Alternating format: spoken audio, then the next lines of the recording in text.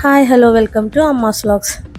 ఈరోజు సండే కదండి. మార్నింగ్ మేము మా ఆంటీ వాళ్ళందరం ఒక ప్లాన్ వేసుకున్నాము. మా విలేజ్ పక్కన ఒక ఊరుంది. ఆ ఊర్లో శివయ్య చాలా పవర్ఫుల్ అని విన్నాము.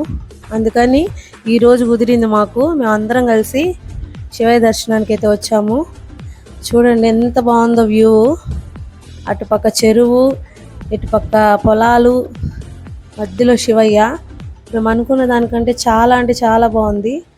ఇదిగోండి ఇక్కడేను కాళ్ళు చేతులు కడుక్కొని శివయ్య దర్శనానికి వెళ్తున్నాము. మేమంతా ఈరోజంతా అందరూ వైట్ అండ్ వైట్లో దిగాము. చాలా అంటే చాలా బాగుంది ఇక్కడ. చూడండి అటుపక్క పొలాలు చూస్తున్నారు కదా. ఇదిగోండి శివయ్య ఎదురుగా నందీశ్వరుడు. ఇట్లాంటిదే కదండి కావాల్సింది. జీవితానికి మనసుకి ఎంతో హాయిని ఇచ్చేలాగుంది గుడి. శివయ్య చుట్టూ ప్రదక్షిణాలు చేసేసి శివయ్యకి దండం పెట్టుకొని శివయ్యని కోరికలు కోరుకొని ప్రశాంతంగా అక్కడుండి అంతా ప్రకృతిని ఆస్వాదించాము. చూడండి ఎంత బాగుందో.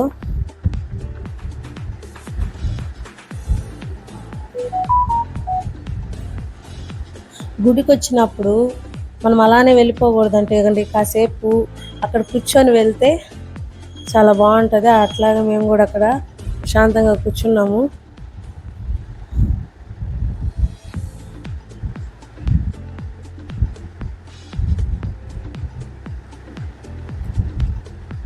చుట్టూ ఏ ఇల్లులు ఏం లేవు. అక్కడే అలాగే వస్తూ కోనేరు ఉందని చెప్పారు.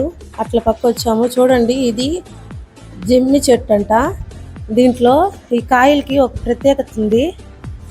ఆ కాయలు చిగురు నొప్పుకున్నా కూడా, అలాగే ఏదైనా పంటి సమస్యలు ఉన్నా అది కొమ్మతో పళ్ళు తోముకుంటే ఆ నొప్పి అనేది తగ్గుతుందంట.